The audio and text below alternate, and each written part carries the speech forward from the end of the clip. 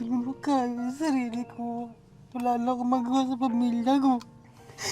Lagi lang kami hindi nakain minsan. Tao sa mga anak ko, kasawa ko.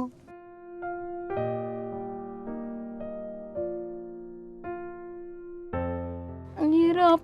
Hindi ko na, kahit ano, hindi ko kaya sukuhan na rin ang asawa ko. Siyempre, asawa ko po yan.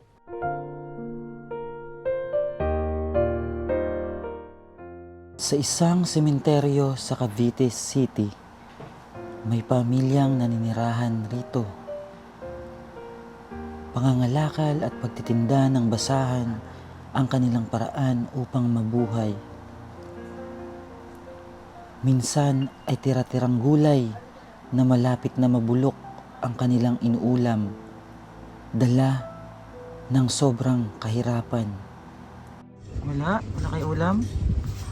Bakit walang ulam? Ha? Wala kayong pera? At pag wala daw silang pambili ng tubig, napipilitan silang uminom sa isang balon sa loob ng sementeryo. Di nila alintana ang panganib na dulot nito sa kanilang kalusugan. Sobrang hirap ng buhay na kanilang dinaranas dahil ang ama na dapat sana ay nagtataguyod sa isang pamilya ay may sakit. Halos 1 taon na daw ito sa kanyang karamdaman at hirap na sa kanyang kalagayan. Halina't panoorin natin ang kwento ng kanilang buhay.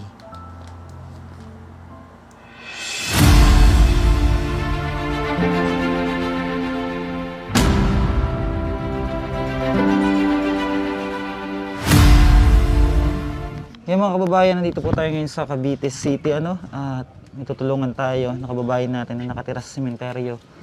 At may sakit po yung kanyang asawa. Talagang napaka po ng kalagayan nila. Kaya sinadya po natin sila dito sa Cavite City. Tara po at bisitahin natin doon sa loob yung pamilya po ni ate, Ayan. Hello po, good afternoon. Tayo. Emily! Ayan, kamusta po kayo? Ito yung lumapit sa atin, At paano ba ako akit? Hubarin ko muna yung sapatos ko. Wait lang po ate, ha? Lang ako. Sige, dito na lang, sa lapag na lang. Ayan, para makaakyat tayo dun sa taas. Patuloy po. Ayan, dito pala kayo nakatira. Ay, yung nila, sahig. Marupok. Nabagsak. Ayan, dito pala kayo nakatira. Wala kayong ilaw? Wala po. Wala silang ilaw. Lagyan kita ate ng sounds para marinig po kayo. Wala pala silang ilaw dito. Di ang init po. Pag Opo. At Titiis lang po. Kasi yung kahit tubig may- nyo, Minsan po, pag wala wala ring po tubig. wala po kami pangbili nga wala po kami ininom. Doon po yung balon doon po. Yung balon, sa balon kayo nakuha ng inumin? Opo, minsan po pag walang po Diba pangbili. yun? Balon, maaring mga ng Opo, nagtatyaga po. Wala, dapat di kayo nainom ng ganun. Kasi napakarumi nun. Wala po kasi kami pangbili. Oo. Ano pong pangalan nyo, ate? Emily po. Si ate Emily, At pinuntahan po natin sila dito sa Cavite City, dahil nanawagan si ate Emily sa ating programa na baka daw pwede natin siya matulungan dahil sa hirap ng kalagayan ng buhay nila dito. At si tatay po, anong pangalan? Ann Chris po. Andres? Ann Chris po. Ann Chris, oo. Ate, ano bang nangyari sa inyo dito? Bakit dito kayo nakatira sa sementeryo? Wala na po kami kasi matitirahan po. Wala na talaga kayong matirahan. Wala po kaming bahay. May 2 kang anak. Opo. 2 anak po. Ano pangalan nito? Iyan po, Justin po. Ito. Ano Ikaw, po, Be. Crystal Joy po. Si Christine Joy. Oo, maliliit Opo. pa sila. Ilang taon na sila? Ito po, 8. Ito, 5 po. At talagang dito sila sa sementeryo nakatira. Ang hirap ng kalagayan nila dito. Maliit lang to na barong-barong. Talagang napakainit dito sa loob. Opo, Ate, ano pong nangyari sa asawa niyo? Bakit ganyan Ano po, po yung kalagayan niya? nagkaroon lang po siya ng mga bukol-bukol. Yan po. Tapos hindi na po siya makalakad. Nagkamaga po yung mga paa niya. Tapos nawala po yung maga. Yan na po. Hindi na siya po Hindi makatayo, na makatayo. makalakad. Wawa naman si kuya. Mahina na po siya At yung kumain. kamay niya, bakit ganyan? Ganyan nga po. Biglang naganyan na po ang kamay. Hindi na po makagalaw-galaw ng ano. Hindi niya siya Opo. makaayos. Ayan po. Kasi puno na siya po ng mga bukol-bukol. Napa-check up mo na ba siya, ate? Pina-check up ko po. Tapos mayroon po siyang pang-resita sa gamot. Wala po kami pangbili. Mapa-ultrasound po siya. Hindi siya mapa-ultrasound. Paano po? Maraming Pa-x-ray. test na kailangan Opo. para malaman kung ano sakit ni kuya. Kailangan daw po siya Bakit nagaganyan siya? Parang nahihirapan siya huminga? Opo. Parang ano siya ng hangin. Opo, hirap po siya huminga. Minsan pinapaypayan ko na lang po siya. Baka may na si kuya sa baga. Nagko-komplikasyon na yung ano niya. Hindi po namin alam. Ganyan Hindi lang kayo po. lumapit sa niyo, te. Hindi Humingi po. na kayo ng tulong. Baka sakaling makita nila ang Lumapit po kalagayan kami mo. sa mayor. Binigyan lang po kami ng 400. Binigyan kayo ng 400 pesos. Opo. Ginamit niyo pang gamot ni kuya. Ayun, pangbili ko rin ng gamot na naubos na din po. Anong binibili mong gamot sa kanya? Yung nabibili lang sa Mercury? Opo. Reseta ba yun ng doktor? Reseta po ng doktor. Oo, bakit siya niresetahan? Ano daw dahilan? Anong sakit ano daw? po, may sakit po siya sa kidney, sa, Sa sa kidney. atay, sa Pati lapay. Dati po ba siyang manginginom? Opo. Ay, Ngayon po, nagsama lang kami po. O yun na, hindi na siya po nag-ano. dati nung binata pa siya talagang... Yun po, inom talaga po inom. daw siya ng inom. Ngayong nagsama kayo, nawala yun at dito naman lumabas yung sakit niya. Opo. Naawa po ako sa kanya. Humihingi siya kanina, ma, gusto ko na bumili ng gamot. Sabi ko pa, wala talaga ako kahit piso. Sabi, maghanap ka. Sabi ko, saan ako maghanap? Wala naman ako mapuntahan. Ganun kahirap yung buhay niyo. Opo. Grabe. Anong klaseng buhay, ate, ang nararanasan mo ngayon? Sobra-sobra po. Ang hirap. Hindi ko na, kahit ano, hindi ko kaya sukuhan na rin ang asawa ko. Siyempre, asawa ko po yan. Mm-mm. Gusto ko rin magtrabaho, hindi ko magawa dahil asawa ko walang magbabantay, walang mag-aalaga. Sabi ko kahit magugutom kami, magtiyaga na lang ako mag-aalaga sa kanya. Yun lang po. Anong gusto mo, ate? Anong hinihiling mo? Gusto ko po, inihiling ko po nga mapagamot ko, maggumaling yung asawa ko. Mapagamot siya ng maayos. Kasi ikaw na yung bumubuhay sa pamilya mo. Opo. Ikaw yung naghahanap buhay. Po sila, yun lang po. Yun Ako ang- lang magkahanap ng buhay. Hindi ko nga minsan nagagawa ko ng basahan. Kaya nga isang lang ako, tawag na ng mga asawa ko. Mahirap na ako. Sabi ko, ano gagawin ko? Iyak yung anak niya. Halika dito, Be. Be, halika. Tanungin kita. Halika, dali. Kamusta yung buhay niyo? Halika dito ka, dito ka. Naawa Lapit ka din kay ako kuya. sa mga anak ko. Kung minsan kumakain, Lapit ka kay kuya. asin, tubig. Kamusta ang buhay niyo? Ha? Ha? Okay lang po. Nahihirapan ka sa ganitong klase ng buhay? Ha? Ha? Ano ba inulam nyo kanina? Wala po. Wala kayong inulam? Hindi pa kayo nakain? Yung ginulay po kasi ng mama ng mga batang to, sayote po na nilagyan lang nila ng tubig at pinakuluan.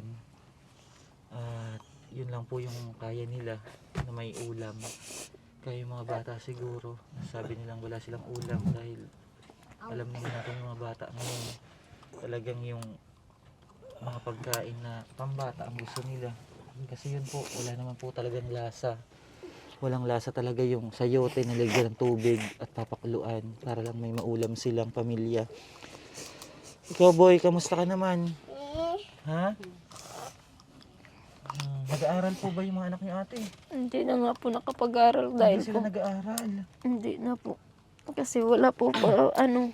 Dapat makapag-aral sila para pagdating ng araw, Ayun nga maayos po. sila na buhay. Yan, nag-aaral po yan nung ano, kaso na-stop pong nagkaganitong papa nila. Wala maghatid. Kawawa naman sila. At grabe yung kalagayan nila dito. Ayun, ate, hindi ko lubos maisip yung kalagayan nyo.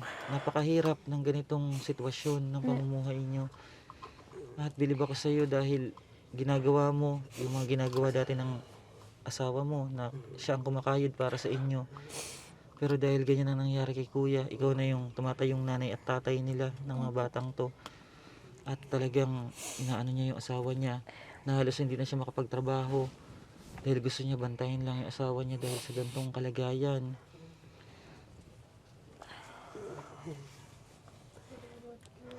At nakikita naman natin kung gaano kamahal ni ate yung asawa niya. Sobrang sakit ba ate na makita mo yung ganitong kalagayan ng asawa mo? Sobra po. Grabe po. Madalas siya pinagpapawisan talaga? Pawis na pawis siya pag ano? Minsan po nag-ano siya, minsan hindi po siya napapawisan. Minsan hindi siya pinagpapawisan, minsan naman talaga may mga pawis Opo. talaga. Ayan. Ano po yung nararamdaman niyo kuya? Nakakapagsalita pa si kuya?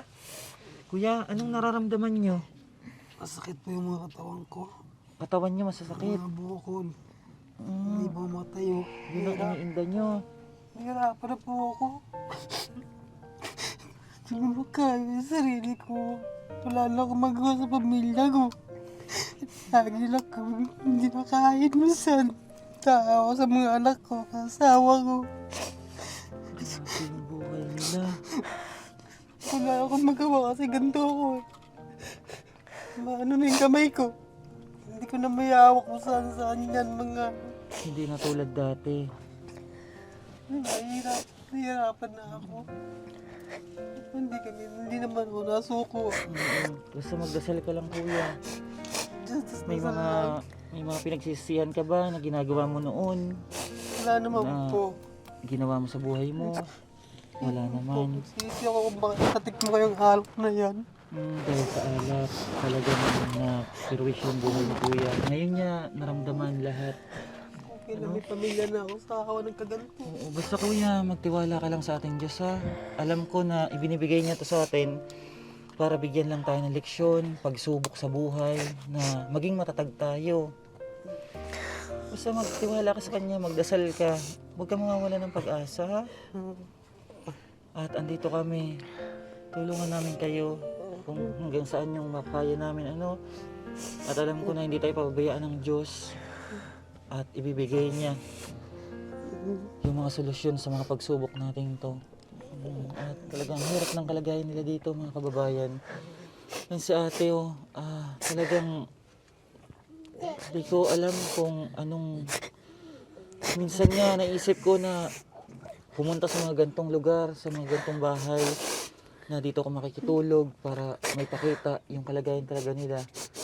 Kaso iniisip ko na masyadong ano naman sa akin na ma-expose din tayo sa mga may mga karamdaman. Kasi may mga karamdaman yun ang hindi natin alam na kung ano yung nangyayari sa bawat gabi na dumadaan sa buhay nila. Kung nakakatulog pa ba sila, kung nakakakain ng maayos, kung paano ang sitwasyon nila matulog. At pag may mga karamdaman ng tao, dumadaing yan, nasasaktan. Kaya hindi natin alam kung nakakatulog pa ba yung mga kasama nila. Kailangan din natin pahalagahan yung sarili natin dahil kailangan tayo ng maraming tao. Yun sana ang gusto kong gawin. Gaya nito, yung kalagayan nila dito. Pag mainit, sobrang init.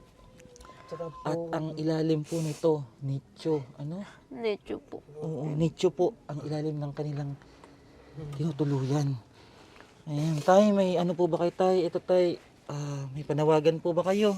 Nagpapasalamat po ako Papasalamat po ako sa tiya ko na tinanggap kami dito ng tiya ko nang walang alinlangan. Tiya ko lang po nakatulong sa amin dito. Nangangalakal tiya ko. Pupunta sa palengke, buko ng pagkain, prutas, kahit bulok, kinakain namin. Nandiyan tiya ko. Nagpapasalamat ako. Saan ba kayo tayo dati nakatira tay? Yung Teresi po, Oh, ba't napunta kayo dito? pinaalis po kami ng nanay ko. Sabi niya magaling na raw ako. Nagbiyahe kami dito mula Teresi hanggang dito sa Cavite. Hindi ko pa mailakad ang paa ko. Tinutulungan po kami ng mga tao. Grabe. Sabi ko, pupunta ako, tiya. Pasalamat ako na dyan ang tiya ko. Hindi ako pinabayaan. Tiya ko lang ano sa akin. Naggabay dito. Natulog ko rito. Nanay ko, pinalis kami. Sabi niya, magaling na raw ako. Hindi pa naman ako magaling. Grabe yung kalagayan nila, no? Ang hirap ng buhay nila. Ito, iyak ng iyak. Ate, tama na yung pag-iyak mo at may ano ang Diyos, ate. Isip po May... kasi po nga, ang tita niya pumupunta ng palengke, ng mga basurahan doon, kumukuha ng ano para makakain din kami. Siya ang tumutulong talaga sa inyo Opo. sa ngayon. Napakabait ng tiyahin nyo. At bilib ako sa kanya kahit gaano kahirap yung buhay niya. Talagang tinutulungan kayo. Oo, kahit may nararamdaman din siya. Opo. Napinipilit niya kasama niya itong anak ko. Sinasama yung mga bata Kasama itong isa para lang. manguha ng mga kalakal. Kailangan Opo, mga ay minsan po pagkain. yan nang nakuha nila. Ay, Ang palaya ang palaya na napulot ng mga Sa bata. basurahan Sa po. basurahan. Opo. Tapos ito ang susubukan yung iuulam. Opo. Grabe ang buhay nyo. Opo, namin. Ito ang uulamin nila. Sana. Ano? Yan o. Yung niluto niya sa yote, yun ay Doon din galing po din ba? sa basura. Opo. Grabe yung Kuha buhay ng tiya nila. ko. Ate, hindi na ata makakain tong dilaw na. Grabe yung buhay nila, no? Ate, magtiwala lang tayo sa Diyos, ha? Opo. Huwag tayo mawawalan ng pag-asa. Dahil ito, binibigay sa atin to para bigyan tayo ng pagsubok at maging matatag. Ate, magbibigay kami sa inyo ng bigas. No, kunin mo yung 2 bigas doon. Ibigay natin sa kanila at nakakaawa yung pamilya nila dito. Ito ate, bigas para sa inyo ha.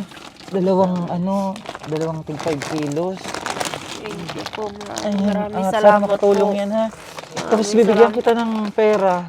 Ate, ipa-check up mo yung asawa mo ha. Opo. Sa tingin mo magkano magagastos pa-check up niya? Hindi ko po alam kasi andyan po yung mga reseta po. Hindi Gusto niya ko po- ipa-check up mo siya para pagbalik namin malaman ko kung anong resulta ha. Opo. Kung anong sakit niya, Opo. kung anong dapat mga gawin ha. Opo. Bibigyan kita ng pampacheck up. Siguro mapapacheck up mo siya at sana makatulong to sa inyo ha. Opo. Pa-check up mo si kuya para maging maayos yung niya, kalagayan niya at magawa niya yung obligasyon bilang isang ama sa mga anak niya dahil ang hirap ng ganitong kalagayan sa buhay. Kuya, magdasal ka lang ha. Ate, eto po, 3,000 te. Mo si kuya ha? Maraming salamat po.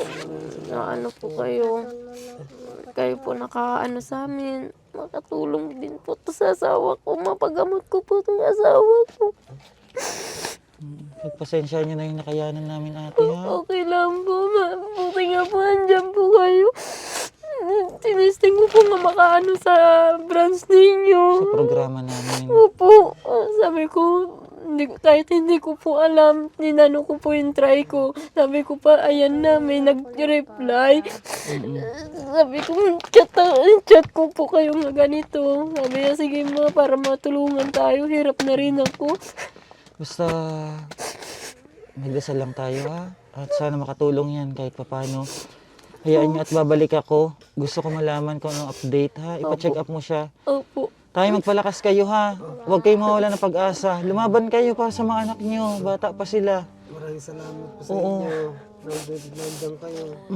At gagawin namin yung kung hanggang saan yung makakaya namin para matulungan kayo. Basta ate, i-update mo ako ha. Opo. I-message mo ako. Opo. Gusto ko ipa-check up mo siya ha. Ay mga kababayan, at ito po yung kwento ng buhay ng mag-asawa na nakatira dito sa may sementeryo, At sobrang nakakaawa yung kalagayan nila. Halos mamulot na lang sila ng kakainin nila sa araw-araw. Po, maraming salamat po.